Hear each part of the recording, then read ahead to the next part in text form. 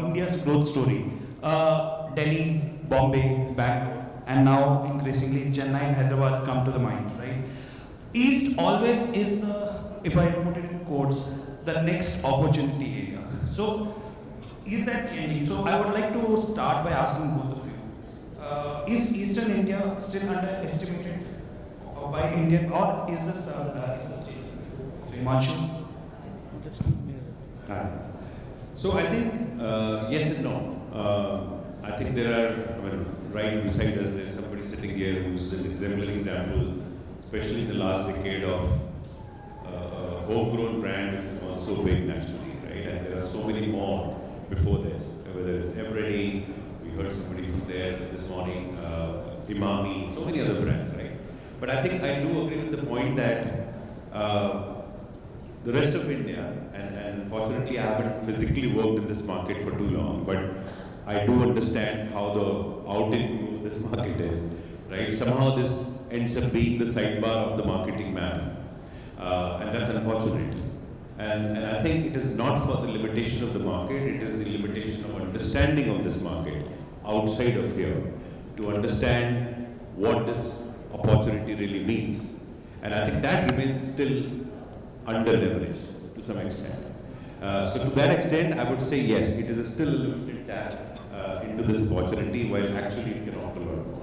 So, what do you think is the biggest misconception for marketeers who are sitting outside this market about East as a market? Is there any misconception or anything which kind of stops the market from taking off? Is there any misconception? So two factors there. I think the first factor, and I can say this out in first, which is that I think it's simply convenient. It doesn't hurt too bad to not seriously look at it. That's what the world thinks, and it's grossly wrong. I can let you know that. It's inconvenient. It's inconvenient to how you communicate here, because unless you understand the fundamentals, the culture of this market, people thinking of this market, you'll never get it right.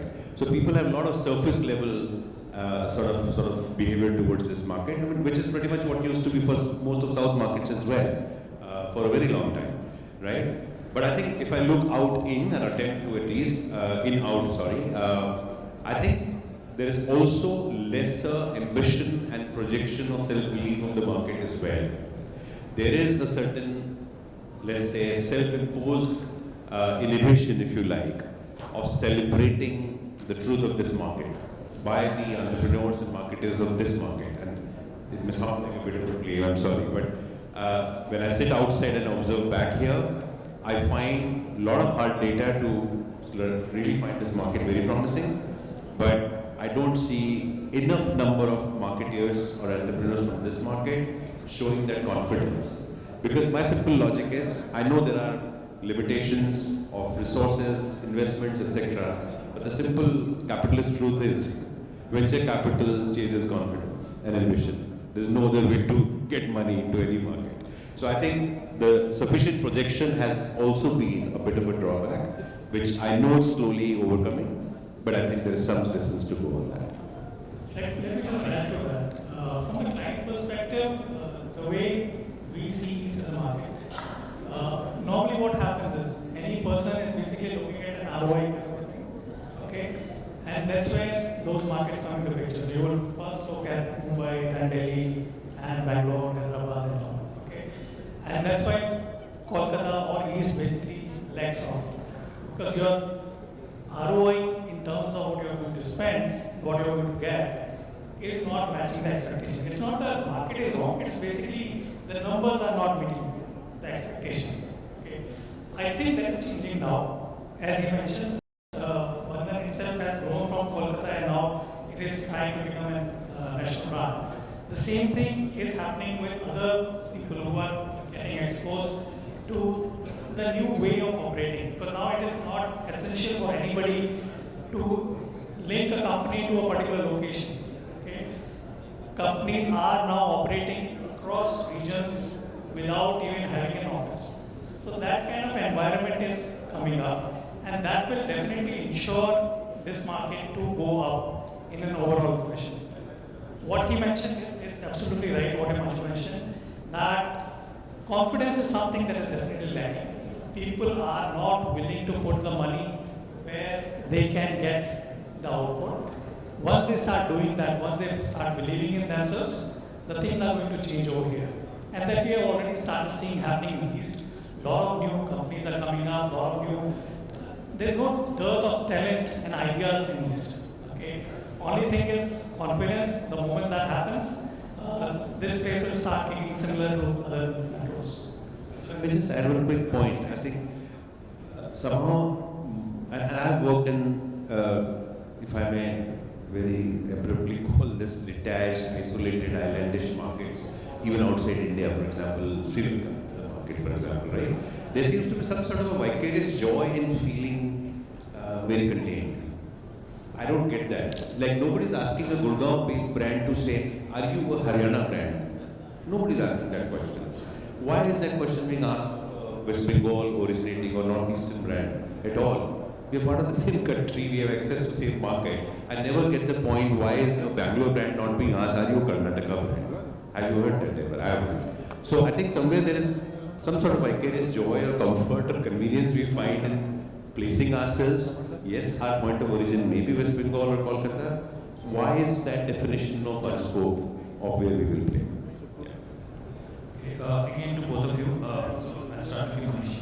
Does East have some any competitive advantages or any advantages that this market has which can be highlighted or which is not talked about much? So I think the biggest advantage that East have is the intellectual level of the customers, okay, or intellectual talent that is available over here. You see any agency across India, okay, there are Bengalis who are sitting there. Okay. So there is no dearth of talent over here. People are intelligent, people have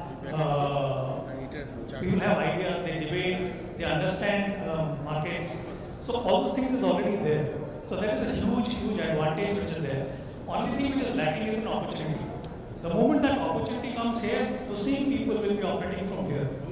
And the moment that happens, I think it is going to change the way East is.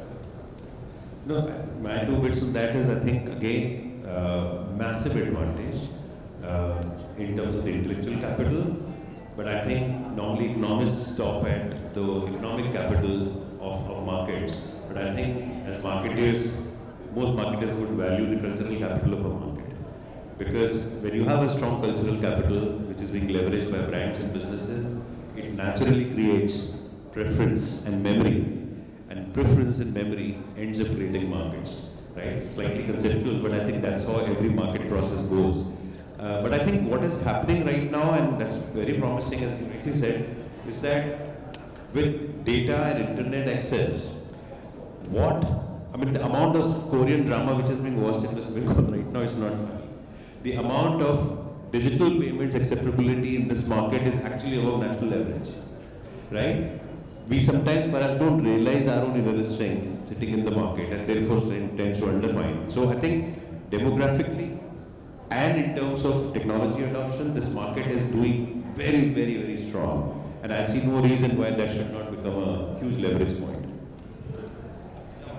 So in terms of, you talked about the cultural capital and you talked about talent in the market. So those are I would say, the positive sides. But what would you think is something which is holding this market back? Is it in terms of infrastructure, is it capital, ambition, or is it just our own tendency to undersell ourselves? I mean, like unlike say up north, where or even west now, where people kind of talk about their market, their product, and we go out. Is it something inherently there's a way to kind of I would say just not say it, but just be happy, as you mentioned, in being an island of their own. Is that what is stopping this market from just exploding? So, the way an organization or a company thinks, we need to put a lot of effort in East to get a business in. Okay? The reason is people tend to ask more questions. Okay? But again, that is related to trust, because the people don't trust a brand very easily over here. They take time to understand, and hence you have to spend time in the East to make your brand more acceptable to the people. Okay. And that's what Bandhan basically did. It started with operating in a segment which was underserved and trying to bring a financial inclusion for them. Okay. And it is not that that particular need was only for customers of Bengal. It is something which is universal all across the globe. Okay. Everybody wants affinity, inclusion, and trust to be there, and then only they can trust a brand. And Bandhan was able to do that, and the same thing they are now taking ahead the capability of ensuring how to build a trust in that segment across India. Okay, so the moment you are able to identify what exactly is the thing that is going to help you build trust with the customers, and if you to replicate that in the same level all across, you will be able to take an idea or a brand from Kolkata or East to a national level. Yeah, so I think that was something I just wanted to take on Maneesh on this, because Maneesh works on the financial services where trust is a very, very important factor, right? So, and you talked about how you have built trust.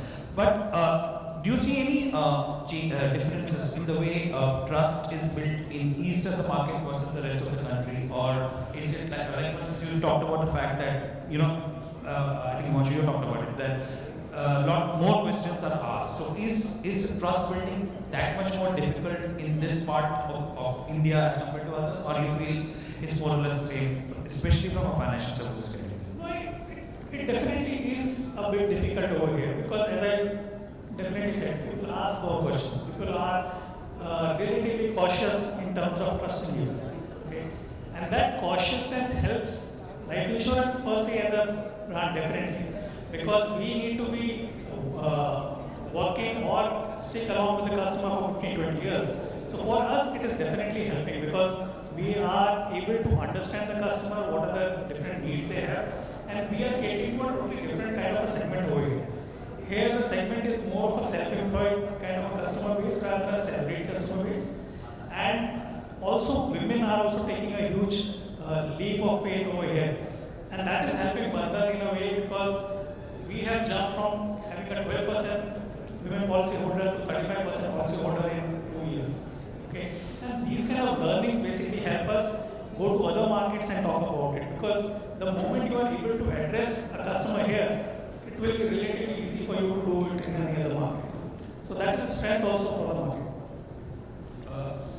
market. I just had a small perspective to share. I think you have to admit, like you all sat through enough more equity studies, and every time till date for decades on a few brands like Tata, etc., will always trump the trust scorecard. I mean, my little learning in my career has been that I think trust is the most irrational choice people make for any brand. And because it is irrational, I think the fundamental point is that people, more specifically about West Bengal per se, right? I mean, I think it's a small nuance, sometimes you might ignore, which is that people generally label this market as conservative consumers. I disagree with that. I think conservative consumers reject change. It is the discerning people who have the courage and the conviction to ask you, why should I choose you? I think it is that market here. And it is very inconvenient for most brands to deal with, much like we are struggling with our Gen Z friends today. Right? They don't take it on the face value. So they need to be explained. And I think that is the crux, in my view, of building trust, irrational trust, with any consumer segment or cohort. If you can answer, why choose me? And rather than saying, oh, I am on trend, so many million are using me, yeah, good for them. So I think this market requires that answer, and on a lighter vein, I think when before business industry figured out the idea of focus groups, this region or this state figured out something like Adda or Charcha, right? Because that was the oldest idea of focus group discussion. Because they like opinions, they want to debate and agree on very, very solid reasons on why, not just take it on face value. So let's stay with you, Himanshu. In terms of, I would like to wear your creative hat.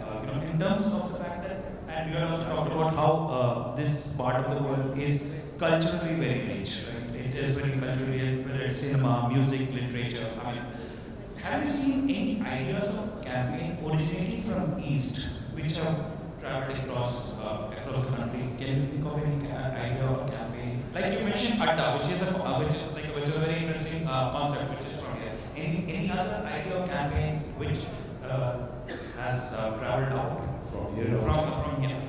So in my very humble opinion, and I don't want to get mobbed outside the Zoom, but I think few exceptions, and I'm not trying to please you, but exceptions like Bandhan and maybe a couple of others who I may not know. For the last decade, I have not seen the biggest brand-led culture export out of this market. It is absolutely true that some of them, okay, let's count in within a decade range a brand like Maneesh, right, which is also homegrown from here. But outside of a couple of these, I have not seen a massive export of a cultural idea from here. We've seen that with Eveready, we've seen that with Dimami, we've seen that with ITC for eons, right? I have not seen that. Therefore, honest answer to your question is, other than Bandhan and Manyavar, is there anything which is top of mind sitting outside this market? Do I say, wow, where does this come from? But I think the other layer I would add simply is that, and it applies to brands participating here as well, and some of which I am directly involved with, brands like Carrot or Garnier or various other brands. I think authenticity is the code of cultural connection. Again, out of simplicity and convenience, Pujo, yellow caps, Victoria, these are the classic markers for any marketer sitting outside to try to talk to this consumer. I think that's completely false. Absolutely not. So I think the common trait of authenticity is found when we saw a Bandhan carry that cultural emotion to the world outside. People are the same. The same guys are watching the same reel at the same time as somebody watching in Delhi.